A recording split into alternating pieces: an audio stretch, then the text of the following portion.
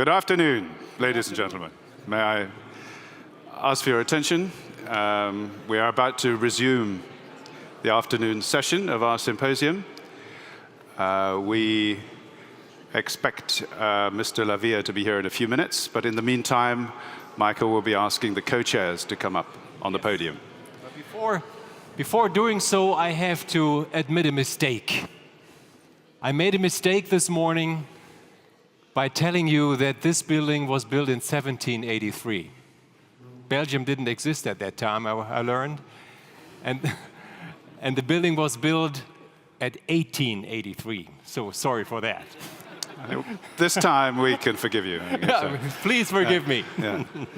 Now, good thing we have also co-chairs. I would like to call on the podium Chris, Detlef, Rolf Detlef, and Joop again.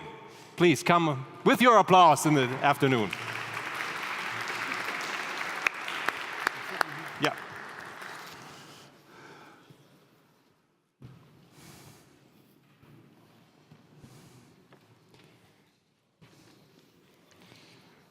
Good. We'll leave this one for Mr. Lavia when he comes. Yeah. Right. Hopefully he will join us. So I was going to ask you, Chris, in the first, my first. Oh, sorry. You don't have mics. Yeah, we got it. Yeah. No. Okay. Pass thank it you. around. We can share it. Thanks.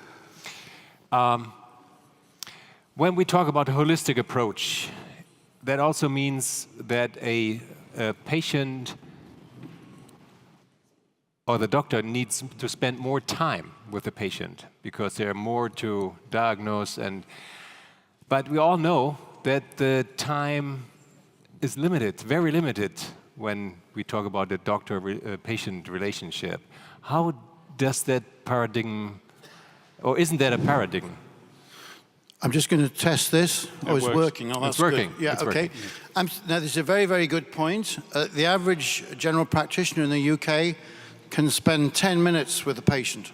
So one of the things the NICE guideline on low back pain has stressed is that the first thing the GP should do is educate and teach self-management. And you can't do that in 10 minutes. What the GP does at the moment is puts them on paracetamol, which doesn't work, and sends them for acupuncture, which doesn't work except as a placebo. So this will concentrate their minds. But you're completely right. So how do we deal with that? Well, actually, GPs are not taught to teach self-management, and they're not taught to teach coping skills. So that needs to go out to other people. So the information is important, and that's something that we have to make available to all GPs throughout Europe and indeed the world. So that there are videos, there are booklets, there's an app you can put on your iPhone. All these are methods, and the GP just needs to know about these and then tell the patients where to look for the information. So you say, in other words, education is a good way to cope with the situation. However, it remains the factor time, because each doctor also has to see a number of patients. And we come up to the investment that is more an investment than costs. If the patient doesn't have more time than 5 to 10 minutes, how could he build up a relationship in terms that, in a holistic way? Well, you can only do that by spending a lot of money. So as I say, I don't think that GPs are good at doing that. So I think other people who cost less should be trained to do that. They already can do that. Okay. I think Rolf Detlef had a question that you wish to put to us, or a comment on this morning's proceedings at some stage. Is that right? Yeah, maybe I should start by emphasizing the last point that Chris was making, that in hospitals you have nurses, in private practices you have physician assistants, and you have questionnaire materials that you can hand out to the patients beforehand. So I think you can have a staggered approach to that question that you asked. Yeah, I was a little bit sad that we didn't have a discussion at the end of this morning's session, because I was part of Group 1, so I couldn't attend Group 2. And I would like to make a comment on the question of whether chronic pain is a disease or not. The important message is it does not matter. And please don't run around and push for it being recognized as a disease, because outside this room you will find a lot of resistance. And it's unnecessary, because We have made great progress with WHO for a chronic pain section for ICD-11, which is actually due to be released this fall. And there we have one class which is called primary pain, where pain is the only thing that they have. So this is pretty much like pain as a disease. It's just not called that way. So not to offend anybody who doesn't like the concept, but in effect, this is what it means. And then we have 6 other categories: pain in cancer patients, musculoskeletal, neuropathic, and so on, where the pain diagnosis will likely be a co-diagnosis with a primary disease, so diabetic neuropathy plus neuropathic pain, or a post-mastectomy syndrome plus the initial tumor. And then if everything goes right, the patient will have 2 diagnoses, which is allowed, and we're working on having recommendations for this double coding. And then it depends really on the patient's future development. So either the pain goes away, great, pain diagnosis disappears, or it could take over as a major problem. And I think I wasn't present there. I read the report, so there were very interesting statements in there which shine light on all these aspects, except this one line that I would like for you to maybe delete. It's not necessary to call pain a disease. It's not necessary to fight over it. All the other components that were in there are really great and show the complexity of the topic. So that was a thing that I would have liked to throw out. Thank you very much. And I think it's great that you've produced a different slant on what came up. I think another comment further down the line from Joep there. Well, I would like to react on Chris' statements on the time issue for the patients. If you see time as an investment, time is also a question of money. But if you invest in time with primary care and say you don't take 10 minutes, but you take 20 minutes, you gain that time in the end of the treatment. And I know it's for the physician at that moment not interested to have that time not reimbursed, but for the patient side, he gets an investment because he wins time. He wins the possibility to have an early and good treatment. So for the patients, more time to be spent from the GP as an investment in the treatment and better improvement of quality of life of the patient would be a large thing. So that's from patient side, seeing it's opposite as from the healthcare professional side. Now, coming to the point that chronic pain should not be called a disease on its own. What do you say to that? Well, if I speak for me, I really don't care how you call me. Yeah. What I care is, Thank you. what I care is, do I get my treatment? Yeah. Am I taken good care of? Do people recognize me as a chronic pain patient? That is what I want. And if you call it the disease, if you call it the condition, I really don't care. Thank you very much, because that was also the message I was trying to convey. That's the important thing. So we agree. Yes. Could I just ask, though, Rolf Detlef, and indeed the other two, where does that leave us in terms of the objective of chronic pain being integrated into European chronic disease policies?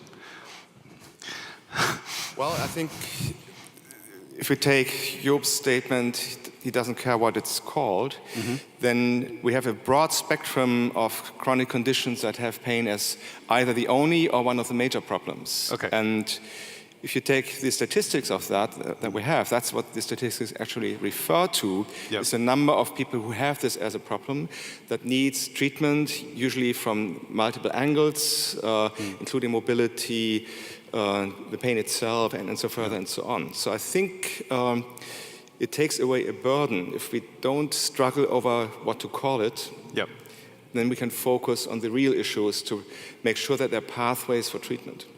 Very good. Chris, would you like to add anything on? No? I have a question for Chris. Good. So you presented the landscapes in different colors, sometimes more red, sometimes more green. What would be your priority to change colors, at least from green, from red to blue, for instance?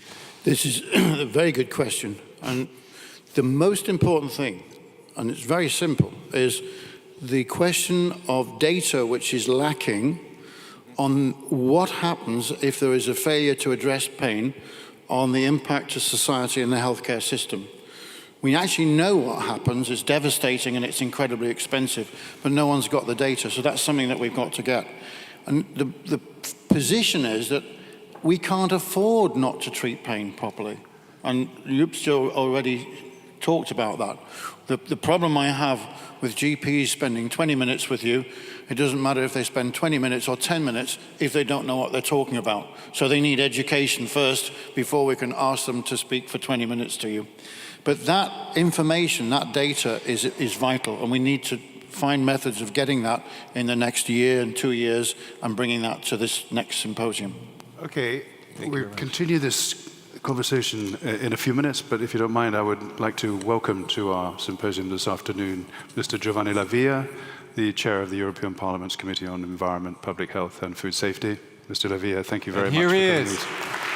Very good. You can come up here, and sure, you can join us in the conversation, or if you'd like to say a few words in greeting, please do. I say hi. Thank you very much for coming with us. We waste no time in asking you, Mr. La Via, what do you think your committee can contribute to the objectives of this symposium? You know the main areas of interest. We've listened to some of your colleagues this morning, and stakeholders, patient groups, the industry is represented here today. You've got a wide range of opinions and feelings, but basically we start from the assumption that you're on their side, and we're very keen to know what you can tell us about the EU's role to help pain treatment, and in particular the European Parliament's contribution. Take a deep breath. First of all, I want to thank SIP for the invitation. I'm sorry to be late, but we have closed the meeting of our MV committee some minutes before, and then we have only run for arriving here, possible in time for having this speech. Thank you. I want also to thank for the initiative, because it is important to discuss about pain. We have not, at this stage, pain in the core of our health legislation, and we want and we have to do more. As chair of the ENVI committee, we discuss always about ENVI, but inside and besides ENVI, there is also the healthcare that is, from your point of view, clearly the main political and politically issue important for us, but also important for your society. It is important to give a clear message that we want and we need to do more. I want only to underline that the challenges that the health system are currently facing require the implementation of policies and measures able to increase cost effectiveness and to improve cost containment, while ensuring the sustainability of healthcare systems, safety of patients, and equitable access to high-quality healthcare. The variation in life expectancy across Europe shows the scale of the political challenge we have in front of us.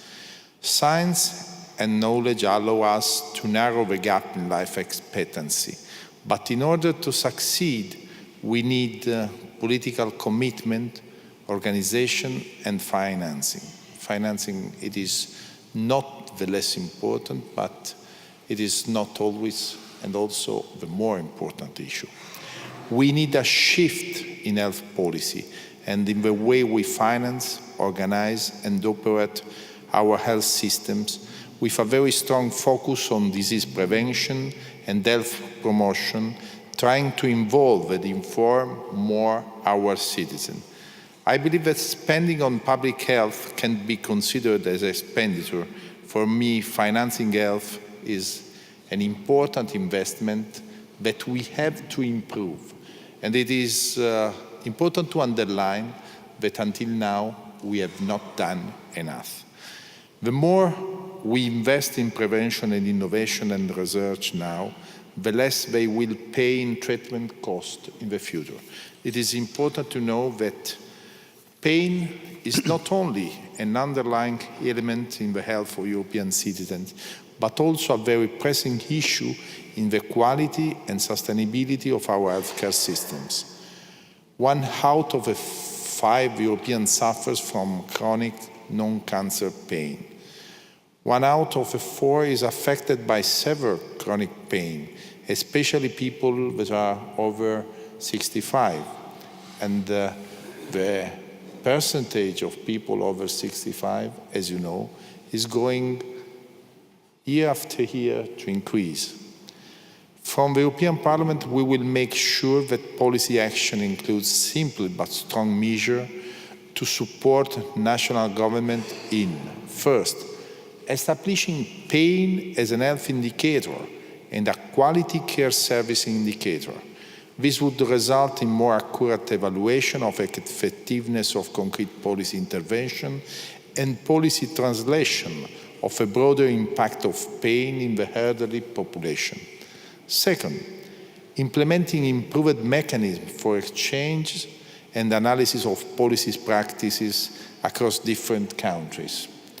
Third, improving prevention, early intervention, diagnosis and management of chronic pain across all relevant medical specialties and primary care, including the consistent use of existing scientifically validated pain measure tools, improved patient access to innovative therapies, patient involvement in pain care management decision, and access to specialized multidisciplinary medical care terms. Fourth, improving education of healthcare professionals with the involvement of medical professionals from different relevant specialties, patient and healthcare service management bodies. Improved education is probably one of the most important lines because until now we have not done enough on this subject. Fifth, integrating physical and social rehabilitation as healthcare outcome in the management of healthcare conditions affecting the elderly, namely chronic disease, but also cancer survivors. I'm personally promoting with some colleagues a written declaration on chronic pain because we believe that today access to treatment, continuity and quality of care, innovation and above all, fairness to elderly patients with chronic pain are still not guaranteed. We will invite the European Commission to propose a directive for the creation of a network of centers of excellence able to ensure competent expertise and access to appropriate care, reducing socioeconomic costs and provide adequate university trainings dedicated to chronic pain in order to expand the network of expertise and to carry out awareness and patient orientation plans on chronic, not oncologic pain, actively involving pharmacists. To conclude, ladies and gentlemen, I would like to thank you again for this opportunity and for the possibility to exchange our views on these interesting topics. We have here representatives of European institutions involved in the process, industries, associations and stakeholders. Our presence here clearly testifies our commitment to work for a better regulation and cooperation in order to further develop high-quality and high-efficiency healthcare system and to reach together ambitious goals for our citizens' health. As you know, the Parliament have not the right of proposal. And we have to strongly make pressure together with you on the Commission to make a legislative proposal on this field. Later, we can react, we can add, we can strongly support the proposal of the Commission for having in our healthcare system also a good attention to pain. Thank you very much for your attention.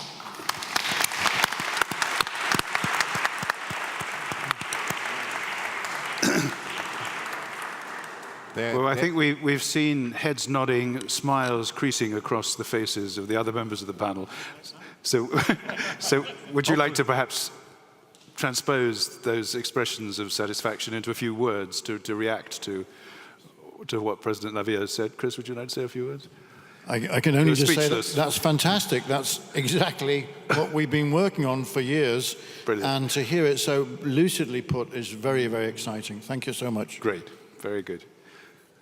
Well, maybe if I can add, from the global perspective, the unique situation in Europe is that there's a European Union that can reach out to many governments at the same time. And even, we heard this earlier today, even in fields where it's not the competency of the Commission, by promoting the best practices among countries, I think the term was soft influence, and this can also be maybe even more influential than the so-called hard influence. And I'm very grateful that there's a group of parliamentarians that is taking care of this. Very good, thanks. And from the patient perspective. Yes. I would welcome any action or any solution or possible way to find a solution, and then especially those mentioning of the best practices as kind of benchmark, because that would be for the patients, and considering the cross-border directive, the possibility to get the best possible treatment for their chronic pain condition. And it would mean also a lot of, because we in the Western European countries are more privileged as in the Eastern European countries, so it would give them an opportunity to get also a very fair and good treatment for the chronic pain. So we would welcome that very much. Very good. Mr. Lavia, would you have time to answer a few questions? Yes. Yeah? Sure. And, I have one question. In the EU, there's a lot of things are delegated to the national. That's a subsidiarity. Isn't there the danger that healthcare systems, the national healthcare systems, say, well, we know how it goes, and then the EU says we want to have it more cross-border and more standardized? It is clear that the competence of the ENVI committee is a very, very large competence. We discussed this morning about waste. This afternoon we are going to discuss about the healthcare system, and we have also competence on energy labeling or something else different. And on each topic we have to decide from the beginning which is the level of responsibility of the European Union and which is the ones of different member states. On the healthcare system, we know well that we have limited competence in the Treaty for the European Union, and we need to leave to the 28 member states the possibility to implement the system at national level. It is also quite difficult for the European Union to decide and to apply the system in 28 different member states. We are discussing, not today but tomorrow, about, and we are closing the new legislation on medical device. And we know well that there are different experience in 28 different member states, and one of the open points will be for tomorrow the possibility of reuse of medical device, on which there are different experience, because in some member states it is possible to reuse, in others it is not possible.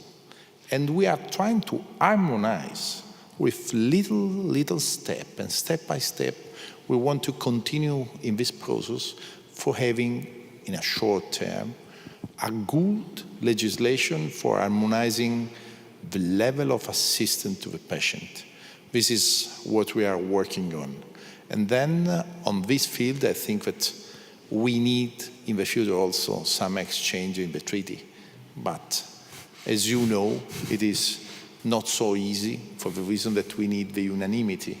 And in this period, in the period in which we are many member states against Europe, we are discussing about Brexit, and then it is not so easy to have the unanimity. And then we have to wait for better time. Thank you very much. Keep fingers crossed. Yeah. Any questions from the floor? Who would like to take advantage of this unique opportunity to put a burning question? Or Chris, a comment from Chris? Have you passed them? Thank you very much. It's really just a comment to take back for you. We were just discussing before you came in. We know that it's expensive to treat pain well, but I believe it's cost neutral. We were just talking about the cost of pain to society.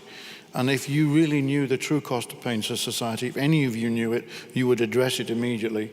We got some data on it being 3 to 4% of the gross national product is spent on pain yesterday, and that's a significant sum. But we got two problems. We got pain not being managed early enough, which leads to chronicity, and that's wrong. That's very simple to address. And we've also got a lot of money which is spent on pain treatments which just are not effective. So actually, if you change the paradigm, if you looked for prevention, if you looked for rolling out proper, effective treatments only, all this is cost neutral. So it actually, I don't want you to go back and say, these guys want a lot of money. We don't. It can be done cost neutral. It is quite clear for me for one reason. I'm not a doctor, but I am an economist. Right. A question from Norbert at the back. Oh, do you want a mic?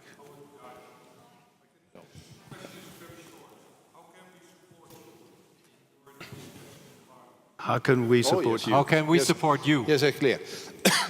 Your question. For the written declaration, it is important your role as stakeholder, because you have to ask to hold the representative in your country to sign the declaration. Because if we are going to reach, as we hope, the majority of the members of the parliament, later the written declaration will be published in an official journal of the European Union, and then the Commission have to react and have to make some proposal.